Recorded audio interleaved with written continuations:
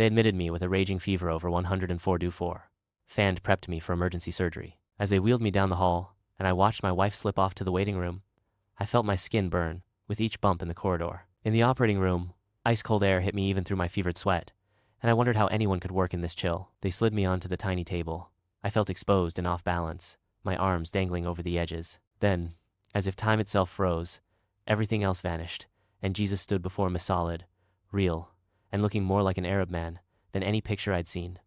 Wavy brown hair, a simple white robe, and dark green-blue eyes that seemed to pierce straight into my soul. No ordinary hallucination could compare.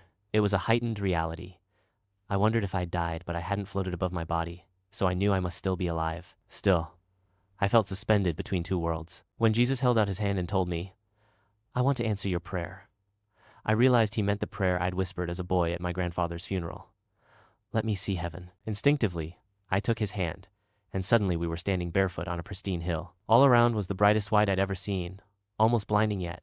At my feet lay manicured grass, so vivid I could count each blade. Off to one side, a cluster of pastel wildflowers danced without a breeze. Below, a vast city lay shrouded in white mist, its rooftops dotted with gleaming golden domes and elegant spires. Beyond the valley rose a perfect pine-covered mountain, and above it all, a sunset of reds, oranges, purples, and blues that melted into each other. Then, shafts of pure, fluorescent white, light-like floating tubes began to streak across the sky, igniting into showers of shimmering sparks wherever they touched a mountaintop or treetop. Jesus called it the glory of the Lord, and as he spoke, my knees buckled in awe. The instant I hit the ground, I was yanked back to the operating table by a jolt that felt like divine electricity. I awoke to masked doctors leaning over me. "Do you know your name?" they asked. My mouth was parched, but I croaked. "Mike." "Do you know where you are?" At first I tried to answer, "Heaven," then remembered the wedding and said, "Ventura." They assured one another I'd pull through, then hustled me up to the ICU with the same crash cart that must have revived me moments before. The next morning my surgeon called it the worst case I've ever seen, yet I lived. My wife sat beside me in tears as I tried to recount the vision. I couldn't stop crying and only managed to tell her the full story after 3 days. As I recovered on a liquid diet, even peeling a single banana brought me to my knees in gratitude.